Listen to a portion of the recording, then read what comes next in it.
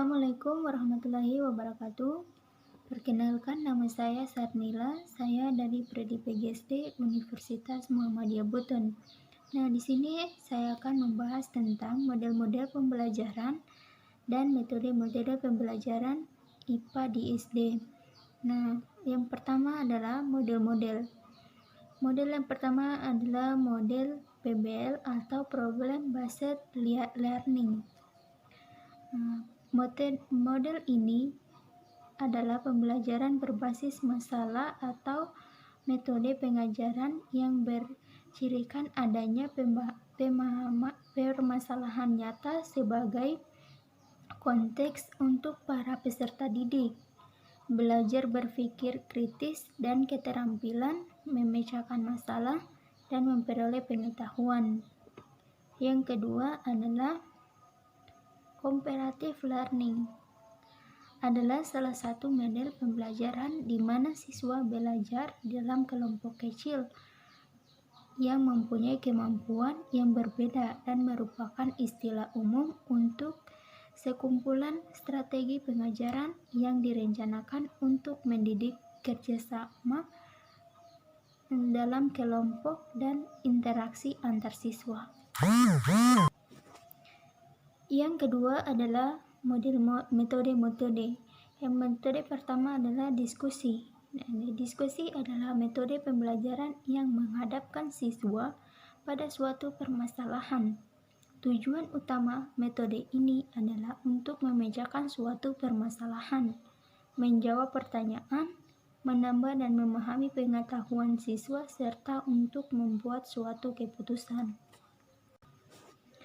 Yang kedua adalah metode group investigation.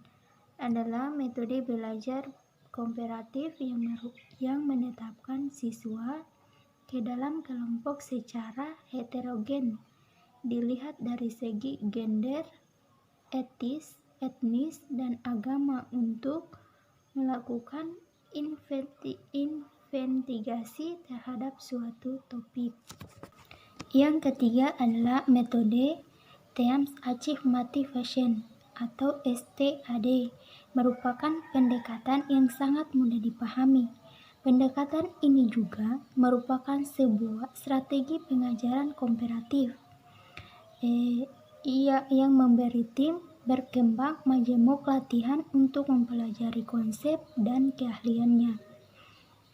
Guru juga yang menggunakan STAD menyajikan informasi akademis baru kepada siswa setiap minggu atau reguler, baik melalui presentasi maupun teks. Yang keempat adalah metode simulasi. Simulasi dapat digunakan sebagai metode mengajar dengan asumsi tidak semua proses pengajaran dapat dilakukan secara langsung pada objek yang sebenarnya.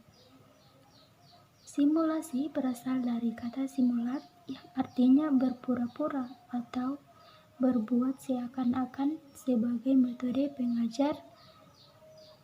Simulasi dapat diartikan cara penyajian pengalaman belajarnya dengan menggunakan situasi tiruan untuk memahami tentang konsep, prinsip, dan keterampilan tertentu.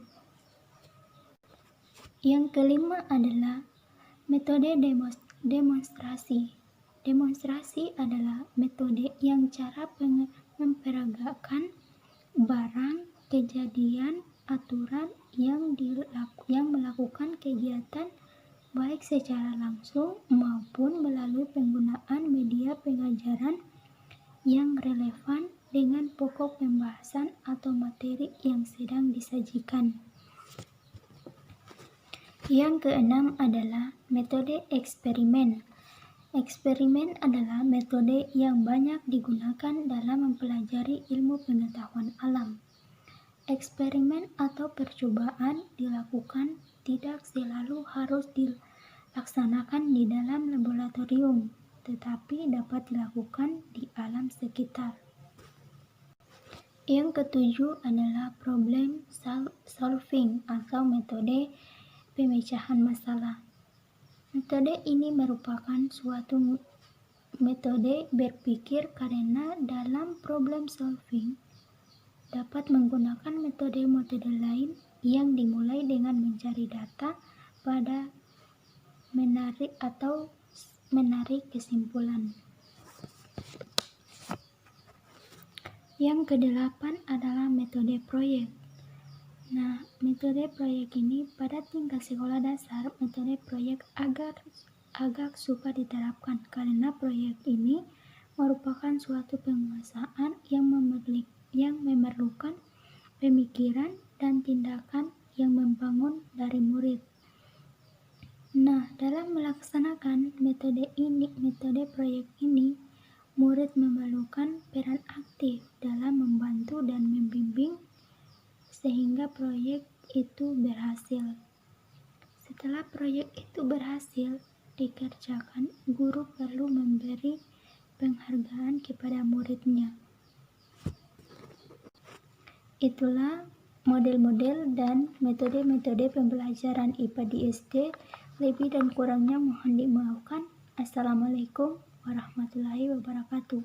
Semoga bermanfaat.